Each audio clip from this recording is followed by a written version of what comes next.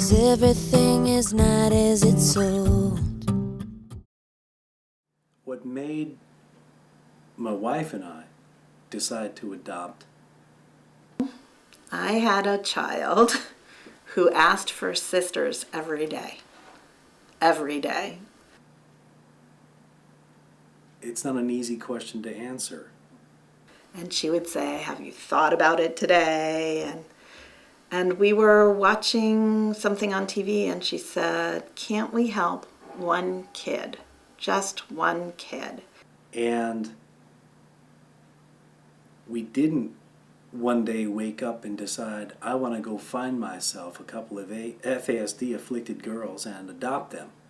And she sort of pushed us in the direction of foster care.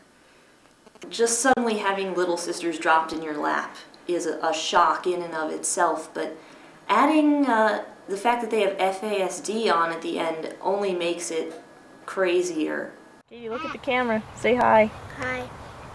Go get And Maddie. Hi. Okay, everybody in.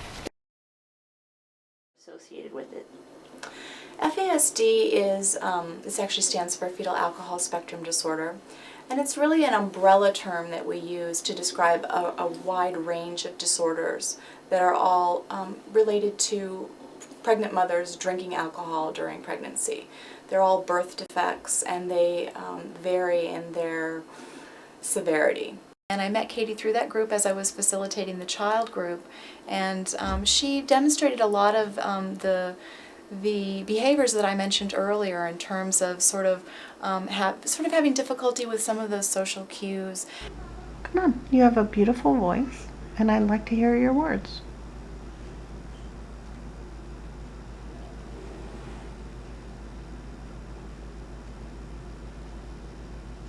Maybe being a little bit more socially indiscriminate.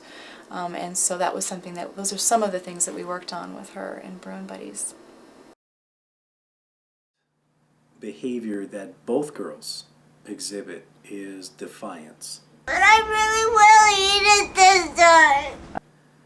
It's something that is quite common among FASD afflicted kids. Unfortunately, it's also quite common among kids in general. Do your homework. I'm really hungry. Everyone reaches a stage in their childhood development where they are defiant. That's over. Katie, it's only about 20 pages. No. Probably the main difference in FASD afflicted kids is they cannot pull themselves out of a defiant mode of behavior. They need help doing that. A lot of anger issues, a lot of rage, a lot of meltdowns, a lot of physical acting out. Good life. I get really mad at them really fast, being like the older sister, the one who has to deal with a lot of their really annoying behavior. No, you don't. And like they'll start doing something that annoys me, and I will like bite my tongue to keep from shouting at them. Before I go to bed, you have to give me something to eat. And so I'm trying to limit my yelling at them because according to my mom, it diminishes my authority if I just yell at everything they do. One of them is on medication. The other one, I took a special parenting class to learn how to parent the behaviors away, and that worked really well. Where are you going? Occupation over there. Okay. Are you going too? Yeah. Okay. Who's that? Daisy. White Daisy. Not me. Nope. I already did mine. Me too. Okay. My turn. First time.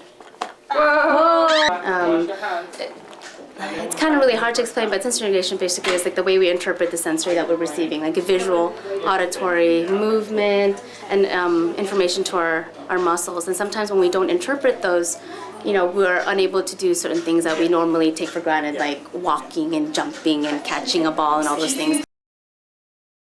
I have to educate all the adults that come in contact with them I'm mostly taking a lot of direction from my mom.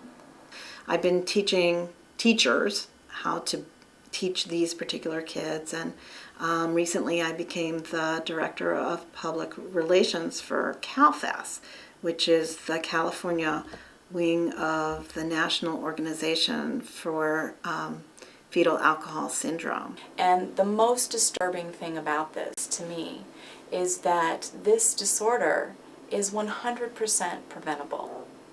She's got these little elastic armbands from an organization called 9-0, which is trying to spread the word about fetal alcohol spectrum disorders. I've got this little bumper sticker. It says, "Drinking while pregnant, the silent weapon of mass destruction." Word is getting out one way or the other, and I'm doing my best to help that.